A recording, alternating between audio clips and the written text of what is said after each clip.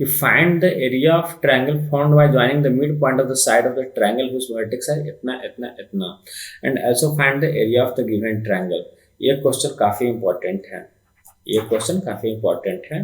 चलिए फिर से कह रहा है क्या कि area of triangle, find the area of triangle found by the joining the mid point.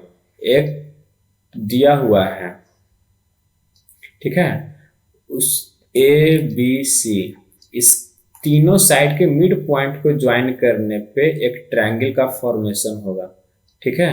तीनों साइड के मिड पॉइंट को ज्वाइन करने पे एक ट्रायंगल का फॉर्मेशन होगा जिसका नाम देते हैं P Q R. P Q R all are mid point, ठीक है। अब मिड पॉइंट का वर्टिस दिया हुआ है, उस वर्टिसेस आर कितना दिया है 0 -1, ये दिया हुआ है 0 -1, ये दिया हुआ है 2 1 और ये दिया हुआ है 0 3, ये क्या दिया हुआ है 0 3, ठीक है। तो कह रहा है क्या कि find the ratio of the area to the ratio of the given triangle. कह रहा है क्या रेशियो निकालना है कि जो गिवन ट्रायंगल है और ये छोटका ट्रायंगल का रेशियो कितना होगा। चलिए ठीक है, पहले पता करते हैं। इसमें जो सबसे इंपॉर्टेंट है वो ये है कि पहले ए बी सी कितना होगा। यहाँ से क्वेश्चन बन सकता है कि अगर तीन ट्रायंगल का मिड पॉइंट दिया हुआ है, एक ट्रायंगल के तीनों साइड का मिड पॉइंट दिया हुआ है, तो मिड पॉइंट से तीन उस ओरिजिनल ट्रायंगल का वर्टेक्स निकालना है, वो कैसे निकलेगा। चलिए मान लेते हैं ये x1/1 है, ये क्या है x2/2 है और ये क्या है x3/3 है, ठीक है। अच्छा, अगर इसका खाली यही निकालना है find the ratio of this area to the ratio of the given triangle, तो ये तो ऐसे सिंपल निकल जाएगा। अगर खाली रेशियो की बात कह रहा है तो कैसे भाई, हम लोग ज्योमेट्री में अगर आप पढ़े होंगे, ज्योमेट्री में क्या पढ़ना था कि अगर किसी ट्रायंगल के मिड पॉइंट्स को मिलाते हैं तो ये 4 कॉन्ग्रुएंट ट्रायंगल बन जाता है, 1 2 3 4 और चारों का एरिया क्या होता है इक्वल एरिया हो जाता है। मतलब 4 ये ट्रायंगल चारों ट्रायंगल क्या होगा इक्वल एरिया का। तो बीच वाला ट्रायंगल का अगर एरिया 1 है तो बड़ा ट्रायंगल का एरिया कितना हो जाएगा 4 हो जाएगा। मतलब का जो एरिया का रेशियो है, एरिया का रेशियो 1:4 हो जाएगा। ये तो बिना कोई कोऑर्डिनेट ज्योमेट्री लगा ही हो जाएगा सिंपल, ठीक है। बट हम लोग को इसमें सीखना क्या है कि अगर इस क्वेश्चन को अगर ऐसे दे दिया जाए कि ये जो P Q are mid point दिया हुआ है तो ए बी सी का कोऑर्डिनेट कैसे निकलेगा। ये क्वेश्चन ओरिजिनल अगर हम इसको बना दें तो कि ये कैसे निकलेगा। अगर किसी ट्रायंगल के मिड पॉइंट पे दिया हुआ है तो मिड पॉइंट से ओरिजिनल ट्रायंगल का वर्टेक्स कैसे निकलेगा। चलिए, तो अगर हम इसका वर्टेक्स मान लेते हैं x1/1 x2/2 और x3/3, तो हम कह सकते हैं कि x1 + x2/2 इक्वल टू कितना आएगा 0। भाई ये दोनों पॉइंट के ए और बी के मिड पॉइंट से 0 बना है, तो x1 और x2 इक्वल टू क्या हो जाएगा, यहाँ समझ सकते हैं x1 + x2 इक्वल टू 0। उसी तरह से x2 + x3 इक्वल टू क्या हो जाएगा, x2 + x3 इक्वल टू क्या हो जाएगा, ये भी 0 हो जाएगा, ठीक है। यहाँ से x3 + x1 क्या हो जाएगा, x3 + x1 इक्वल टू क्या हो जाएगा 2 2 जब 4 हो जाएगा बटा 2 इक्वल टू जब 2 करेंगे तो x1 + x3 इक्वल टू क्या हो जाएगा, x1 + x3 इक्वल टू हो जाएगा 4, ठीक है। सेम केस बाई पे करेंगे, सेम केस फिर से करेंगे बाई पे करेंगे। उसका क्या हो जाएगा कि अगर y1 यहाँ कर लेते हैं y1 + y2 इक्वल टू कितना हो जाएगा -1 2 जा -2 हो जाएगा। y2 + y3 अगर करेंगे तो 6 हो जाएगा and y3 + y1 equal to क्या हो जाएगा 2 हो जाएगा। कि ये कुछ नहीं बस मिड पॉइंट्स लगाए हैं। अब इसको सॉल्व करके 3 3 6 इक्वेशन है, इस 6 इक्वेशन को सॉल्व करके 3 इक्वेशन 1 2 3 4 5 6, ये 4 है, ये 5 है और ये 6 है। 6 इक्वेशन को सॉल्व करके क्या लाना है हमको, x1 x2 x3 y1 y2 y3 तीनों 6 निकालना है।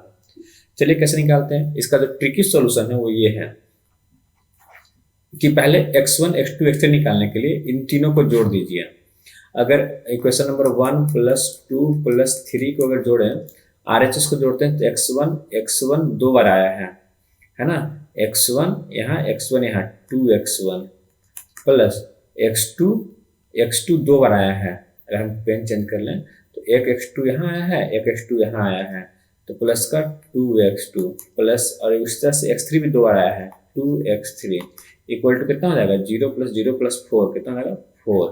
यहाँ से कर सकते हैं 2 × x1 + x2 + x3 equal to 8 हो जाएगा, ठीक है, सॉरी 4। तो यहाँ से x1 + x2 + x3 equal to कितना हो जाएगा, 2 से कट जाएगा तो ये हो जाएगा 2। आई होप कि आप लोग समझ आ रहा है। यहाँ से एक नया क्वेश्चन बन गया x1 + x2 + x3, ठीक है, x1 + x2 + x3। तो अब करना क्या है कि अब हमको अगर x यहाँ से अगर करें क्या कि अगर ये इक्वेशन को मान लेते हैं 7, 6 तो हो गया था, 7 मान लेते हैं। अगर 7 - 1 करते हैं, 7 - 1 करते हैं, इक्वेशन 7 - 1, तो x1 x2 x3 दिया हुआ है, x1 x2 x3 दिया हुआ है 2, और x1 + x2 0 दिया हुआ है। x1 + x2 कितना है, x1 + x2 दिया हुआ है 0। तो अगर 0 + x3 इक्वल टू 2 लिखेंगे तो x3 इक्वल टू कितना आ जाएगा, 2 आ जाएगा, है ना। उसी तरह से x2 + x3 पुट करेंगे, x2 + x3 0 पुट कर देंगे तो x1 इक्वल टू क्या आ जाएगा, 2 आ जाएगा। और x1 + x3 equal to 4 put कर देंगे, x1 + x3 + x2 equal to हमको दिया हुआ है 2 दिया हुआ है। और अगर ये x1 + x3 का वैल्यू दिया हुआ है 4, तो 4 + x2 इक्वल टू 2, तो x2 इक्वल टू कितना हो जाएगा, -2। तो यहाँ से क्या निकल के आ गया, x1 equal to 0, x2 equal to -2, x3 equal to क्या हो गया, x3 इक्वल टू 0। ये आ गया x1 x2 x3। अब सेम काम y1 y2 y3 पे करते हैं। तो y1 y2 y3 के लिए अगर हम इक्वेशन नंबर 4, इक्वेशन नंबर 5 और इक्वेशन नंबर 6 को हम ऐड कर दें तो क्या हो जाएगा, 2y1 2y2, y1 2 बार आएगा, y1 + y1, 2y1 2y1 + 2y2 + 2y3 equal to कितना हो जाएगा, 2 - 2 0 और +6 हो जाएगा। तो यहाँ से हो जाएगा y1 + y2 + y3 equal to 3 हो जाएगा। अब जब हम घटाएंगे y1 + y2 का वैल्यू पुट करेंगे -2, चलिए कर लेते हैं। अगर y1 + y2 का वैल्यू अगर हम -2 पुट करें, इसको थोड़ा सा जूम आउट करते हैं, तो क्या हो जाएगा कि अगर हम करते हैं y1 + y3, y1 + y2 + y3 निकल के आया कितना, -3 निकल के आया, ये निकल के आया 3 निकल के आया। अब y1 + y2 इक्वल टू कितना है, -2, इसका वैल्यू है -2, -2 + y3 इक्वल टू कितना है, 3। तो y3 इक्वल टू कितना हो जाएगा, y3 इक्वल टू इधर जाके हो जाएगा प्लस, तो 5 हो जाएगा ना। उसी तरह से आगे y2 +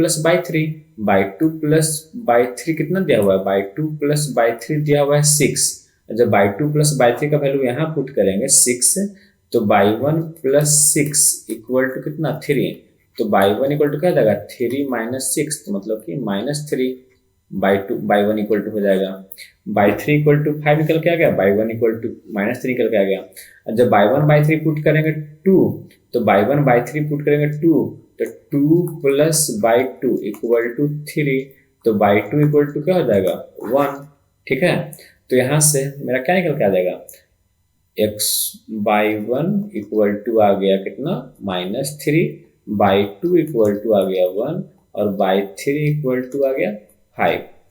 करना कुछ नहीं था, करना बस इतना था कि पहले x1 + x2 + x3 निकाल लेना था, तीनों के जोड़ के, ठीक है। फिर बार बार इक्वेशन नंबर 1 मान लीजिए 7 था, तो पहले क्या किए, 7 - 1 किए, 7 - 2 किए, 7 - 3 किए, ठीक है। उसी तरह से y1 + y2 + y3 निकाल लेना है। फिर y1 + y2 + y3 इस इक्वेशन नंबर मान लीजिए कि 8 मान लिए हैं, तो ठीक है। तो 8 - 4, 8 - 5 और 8 - 6, 3 इक्वेशन हटाएंगे, यहाँ से आगे होगा y3, यहाँ से आगे होगा y2, यहाँ से आगे होगा y1, यहाँ से आगे होगा x3, यहाँ से आगे होगा x2, यहाँ से आगे x1। कुल मिला के x1 x2 x3 y1 y2 y3 निकल गया, ठीक है। यही इसका क्वेश्चन का सोल्यूशन था।